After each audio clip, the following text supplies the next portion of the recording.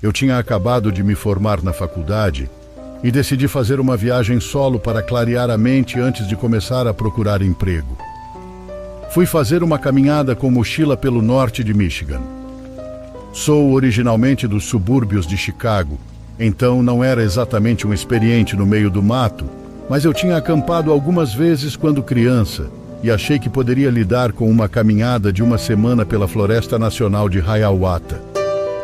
Olhando para trás, percebo que fui bem ingênuo e despreparado. Tinha um bom equipamento, uma mochila decente, uma barraca, saco de dormir, etc.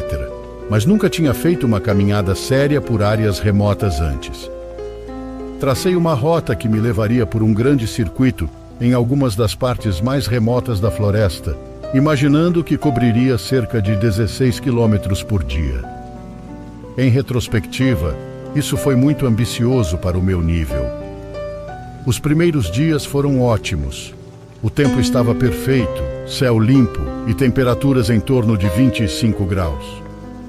Eu estava indo bem e realmente apreciando a solidão. Há algo mágico em estar sozinho na natureza, cercado apenas por árvores e o canto dos pássaros. Eu parava ocasionalmente para filtrar água de riachos ou tirar fotos de lugares especialmente bonitos. À noite, montava o acampamento, comia algumas frutas ou refeições desidratadas e adormecia ao som suave das folhas e da brisa.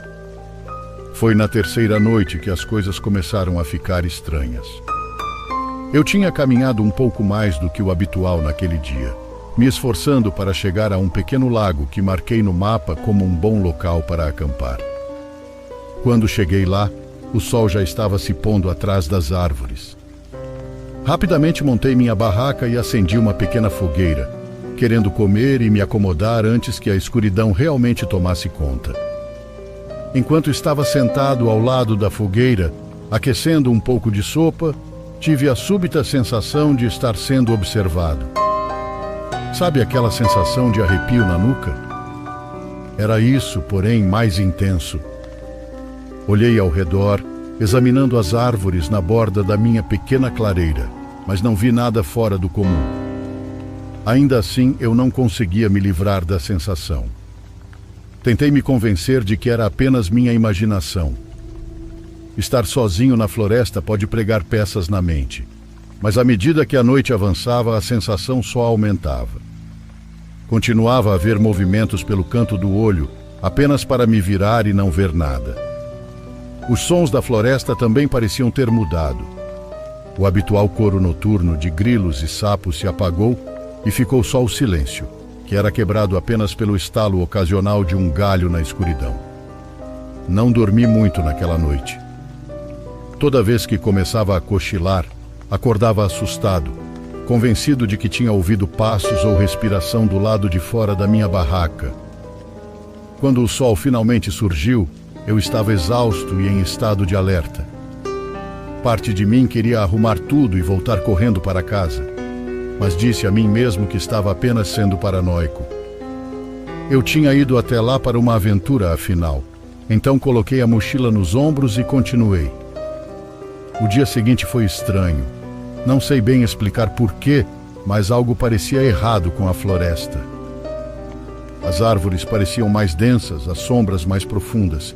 Verificava meus mapas e bússola, apenas para descobrir que não parecia estar progredindo tanto quanto deveria.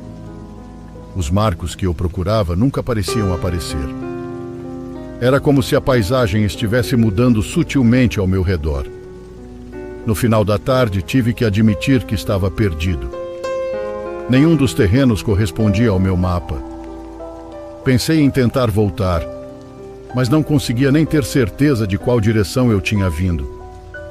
O sol estava escondido atrás de uma densa copa de árvores, e minha bússola girava descontroladamente. O ponteiro balançava em círculos. Quando comecei a entrar em pânico, tropecei em outra clareira. Foi então que o vi pela primeira vez. Eu nem sei como descrever isso da forma correta, mas vou tentar. Era uma figura parada na borda da clareira, impossivelmente alta. Tinha cerca de 2 metros ou mais, e era fina como uma sombra de forma tridimensional. Não parecia ter características distintas, apenas uma forma humanoide vaga que doía nos olhos ao olhar diretamente. Eu congelei, senti um frio na barriga, parecia que meus órgãos tinham caído para baixo. A figura não se moveu, não fez nenhum som, apenas observou. Não sei como eu sabia disso, já que não conseguia ver olhos, mas juro que senti seu olhar penetrando em mim. Depois de um tempo, recuei lentamente. A figura permaneceu imóvel. Assim que alcancei a linha das árvores, virei e corri. Eu atravessei a vegetação rasteira com galhos batendo no meu rosto. Corri até não poder mais correr, desabando no chão da floresta. Enquanto estava deitado ali, ofegante, as sombras se alongavam ao meu redor.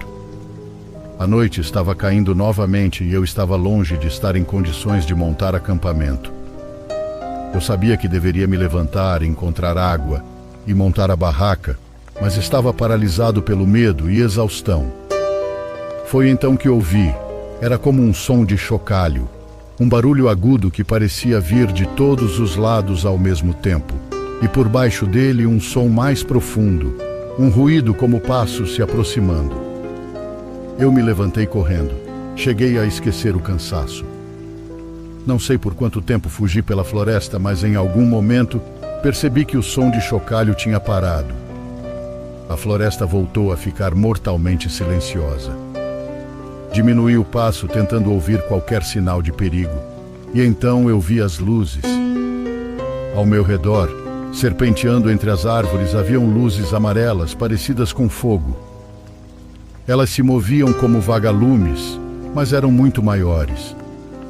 Apesar de todos os instintos me gritarem para correr na direção oposta, me vi atraído por elas. Quando cheguei mais perto, elas começaram a circular ao meu redor e inacreditavelmente pareciam formar um caminho pela floresta. Parte de mim sabia que não deveria seguir, mas eu estava além do pensamento racional naquele ponto.